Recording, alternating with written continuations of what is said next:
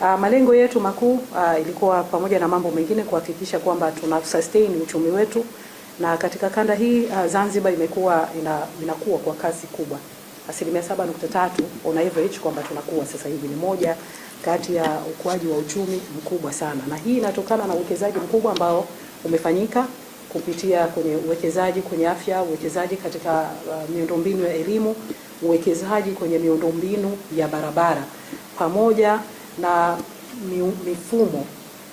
mifumo ambayo imewekezwa.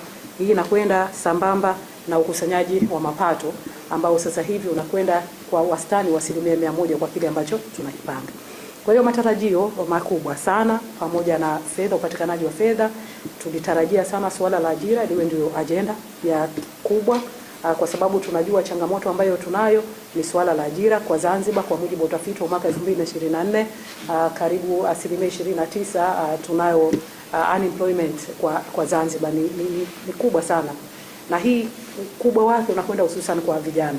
Kwa hiyo swala la ajira ni priority, lakini ukirudi nyuma, mtu hawezi tu kaajiriwa kama huna skills, kama huna elimu inayostahiki katika kuajiriwa. Na ndio maana sasa tunarudi nyuma, uwekezaji wetu unafanyika kwenye elimu, kuweka miundombinu ya elimu, kuwawezesha vijana capacity, lakini vile vile kuona namna gani hao vijana wanakuwa skilled. Katika hatua ambayo imefanyika katika kipindi hiki, mfano hichi cha utekelezaji wa bajeti, ni pamoja na kurekebisha sheria ile ya vyuo vya mali ili viweze kwenda kutoa elimu ambayo inahitajika sasa hivi katika soko hili la ajira.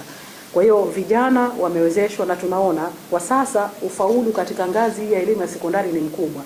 Unawafanya nini wale kuwapeleka katika vyuo vikuu? Kwa sasa hivi kinachokuwa kinafanyika vile vile kila mwaka kupitia Tume ya Mipango inaangalia, inafanya assessment soko la ajira katika mwaka huu, katika miaka mitatu ijayo, nini kitahitajika. Ndiko ambapo tunaelekea kule kwenye tunapeleka hizo agenda kwenye vyuo vyetu vikuu.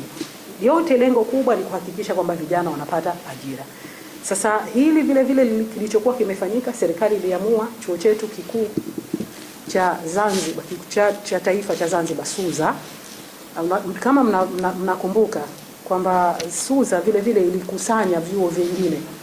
Chuo cha afya ilikuwa under SUZA, chuo cha usimamizi wa fedha CHUAKA under SUZA, chuo cha utalii under SUZA, chuo cha uandishi wa habari kilikuwa under SUZA. Serikali maamuzi yake ni kudismantle, kuona sasa vile vyuo vile vinatoa zile elimu ambazo sasa zitawezesha vijana kwenda katika soko la ajira. Kwa hivyo sasa hivi mchakato unaendelea. Chuo cha utalii kitakuwa kwake, chuo cha afya Mbweni kitakwenda kusimamiwa na Wizara ya Afya, chuo cha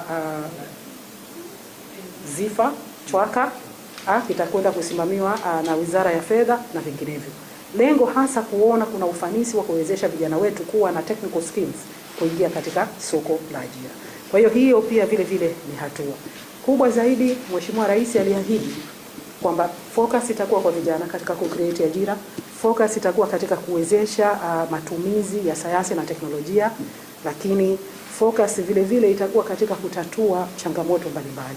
Mheshimiwa Rais ameunda wizara specifically inahusiana na vijana.